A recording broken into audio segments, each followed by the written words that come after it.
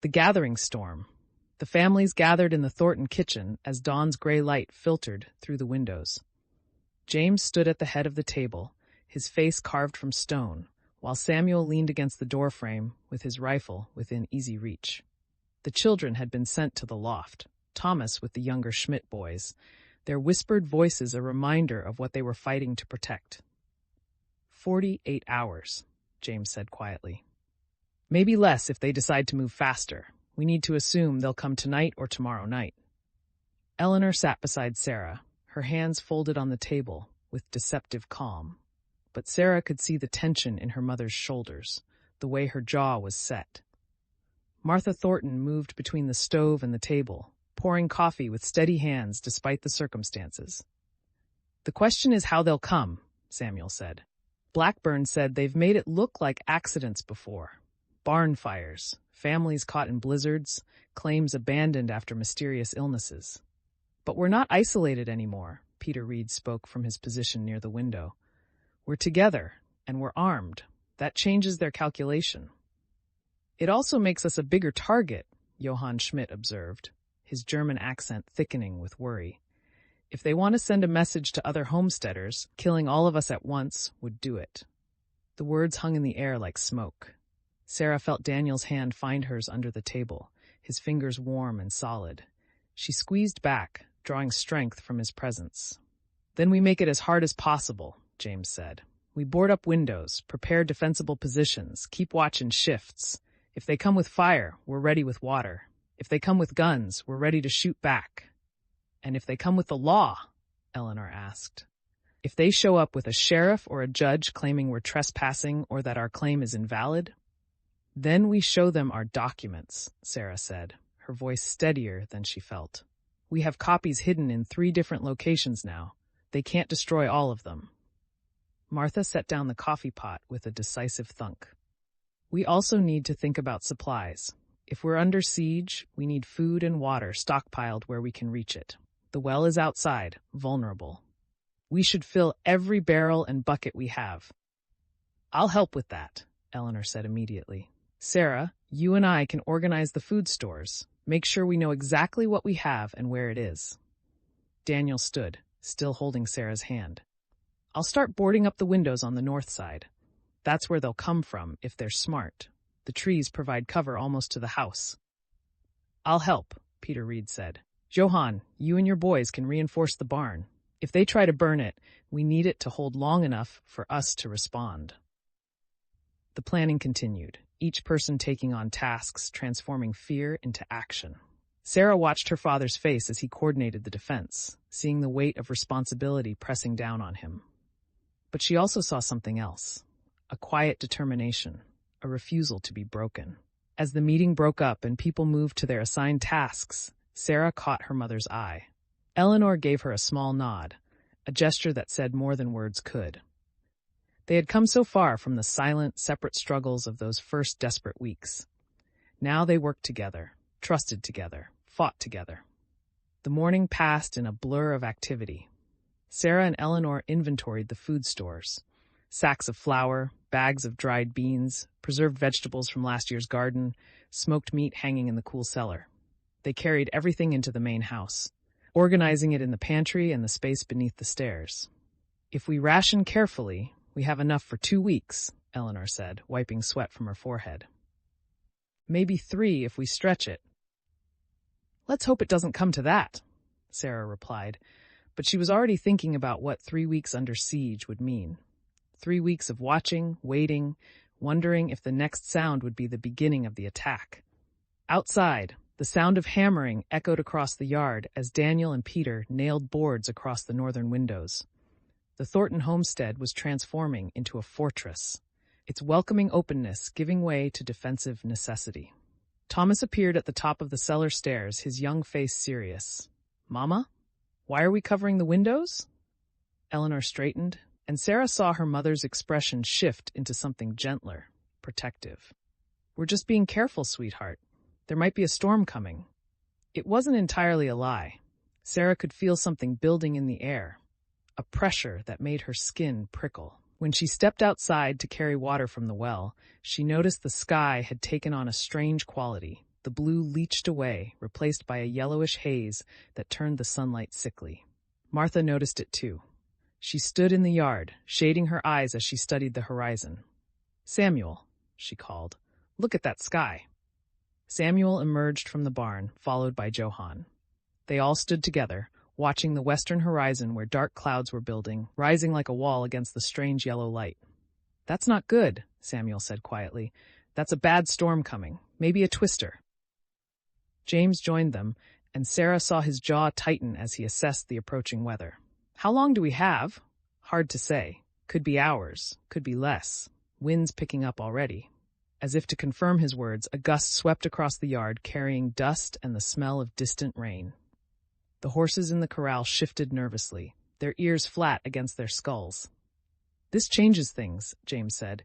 "If the consortium is planning to move tonight, this storm might delay them, or it might provide cover." "Either way, we need to prepare for both," Eleanor said, appearing at Sarah's side. "Storm and attack." The pace of preparation intensified. They brought the livestock into the barn and secured the doors. They filled every available container with water, barrels, buckets, pots, even the washing tubs. The well rope creaked with constant use as they hauled bucket after bucket, knowing that once the storm hit, the well might be inaccessible or contaminated. Sarah's arms ached from carrying water, but she didn't stop.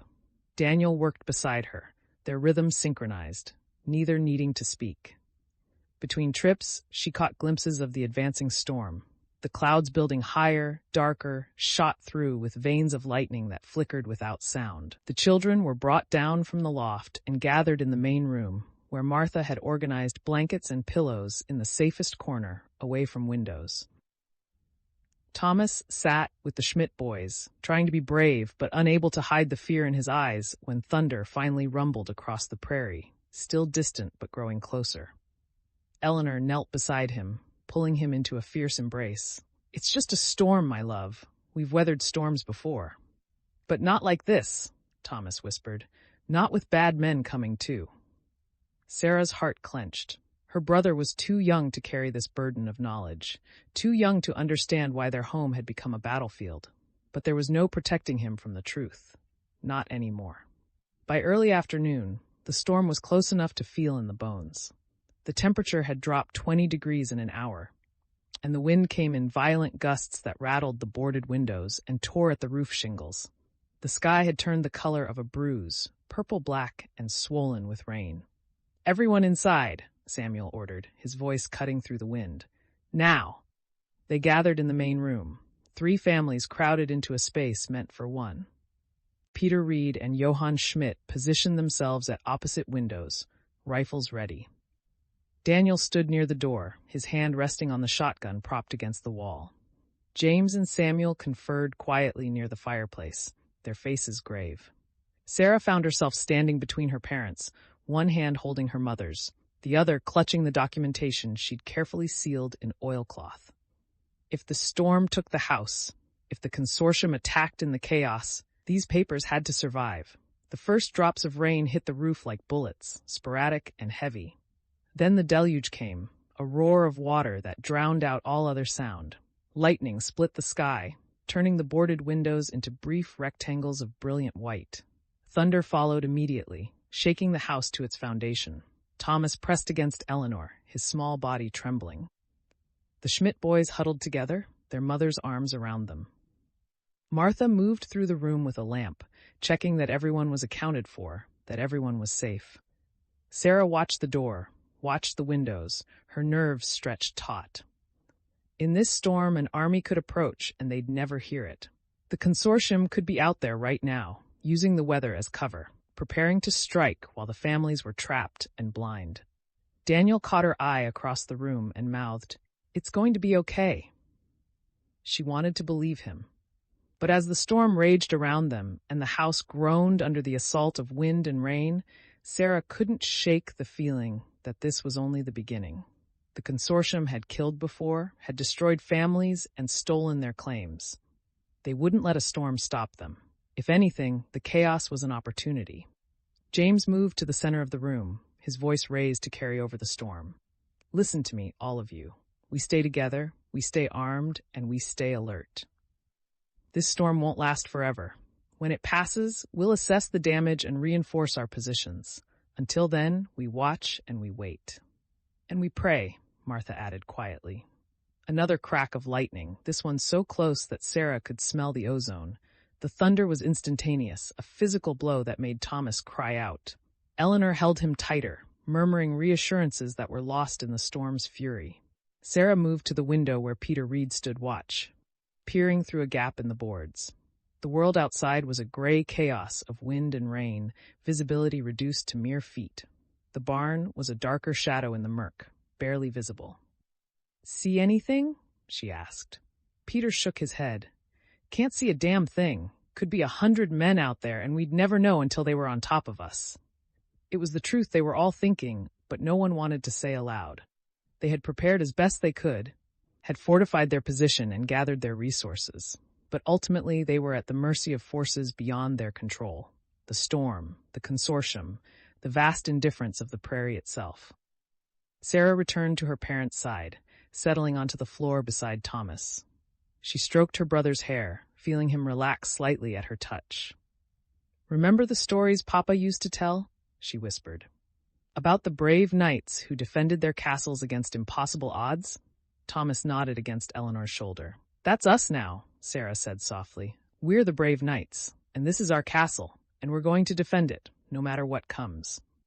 Her brother lifted his head, his eyes red but determined. "Even against the storm?" "Especially against the storm," Sarah replied, and was surprised to find she believed it. The afternoon wore on, the storm showing no signs of weakening. They ate a cold meal, bread and cheese and dried meat, rationing their supplies even now. The children dozed fitfully in their corner, exhausted by fear and the storm's relentless noise. The adults maintained their watch, rotating positions, checking weapons, waiting. As evening approached and the light faded to near darkness, James gathered the men near the fireplace. Sarah edged closer, wanting to hear. "If they come tonight, it'll be in the next few hours," her father said quietly. "Under cover of the storm, using the noise to mask their approach. We need to be ready for anything. Fire, forced entry, even an attempt to lure us outside." "What about Blackburn?" Daniel asked. "He's alone at your homestead. If the consortium goes there first—" "He's a Pinkerton," Samuel said. "He knows how to handle himself. And if they go there first, it means they're not coming here. Either way, we stay put and defend this position." A massive gust of wind hit the house, and somewhere above them, something tore loose with a shriek of nails pulling free. Everyone froze, hands going to weapons. But it was just the storm, just the prairie's fury made manifest. Sarah returned to the window, pressing her face close to the gap in the boards. The rain was lessening slightly, the intervals between lightning strikes growing longer. The storm was beginning to pass, which meant their window of relative safety was closing. When the consortium came, and she was certain now that they would come, there would be no more time for preparation, no more chances to get it right. Everything they'd done, every decision they'd made, would be tested in fire and blood. She felt Daniel's presence beside her before he spoke. "Sarah?" She turned to face him, seeing her own fear reflected in his eyes. But she also saw love there, and determination, and a promise that whatever happened, they would face it together. "I need you to know," he said quietly, his words meant only for her, "that whatever happens tonight, I don't regret any of it. Not coming here, not standing with your family, not falling in love with you." Sarah's throat tightened. "Daniel, let me finish." He took her hands, his grip strong and warm. "If something happens to me, I want you to promise you'll keep fighting. For your family, for the mine, for the future we talked about. Promise me." "Nothing's going to happen to you," Sarah said fiercely. "We're going to survive this, and we're going to build that future together. Promise me anyway." She looked into his eyes and saw that he needed this, needed to know that his sacrifice, if it came to that, would mean something. "I promise," she whispered, "but you have to promise me the same thing." Daniel smiled, a ghost of his usual warmth. "Deal." They stood together at the window as the storm began to break, watching the rain slacken and the darkness deepen. Somewhere out there, men were planning their destruction. Somewhere out there, Henry Blackburn kept his solitary vigil, the only thing standing between the consortium and an easy victory. And here, in this crowded house that smelled of wet wool and fear and determination, 3 families waited for the night to reveal its secrets. James's voice cut through the tension. Full dark in 30 minutes. Everyone to your positions. No one sleeps tonight. We watch, we listen, and we're ready. The families moved with quiet efficiency, each person knowing their role. Rifles were checked and loaded. The children were settled in the safest corner with strict instructions to stay quiet and stay down. Lamps were positioned to provide light without making them visible from outside. Sarah took her position near the eastern window, her father's old rifle heavy in her hands. Eleanor stood at the southern window, her shotgun loaded with both barrels. Martha had positioned herself near the children, armed with a pistol and a fierce maternal determination that was more dangerous than any weapon. The storm had passed, leaving behind a strange stillness that felt more ominous than the chaos that preceded it. Water dripped from the eaves with metronomic regularity. Somewhere in the distance, a coyote howled, the sound lonely and wild. And then, cutting through the quiet like a knife, came the sound they'd been dreading, hoofbeats, multiple riders approaching from the north. James's voice was steady, calm, the voice of a man who'd found his courage in the face of the unthinkable. Everyone ready. This is it.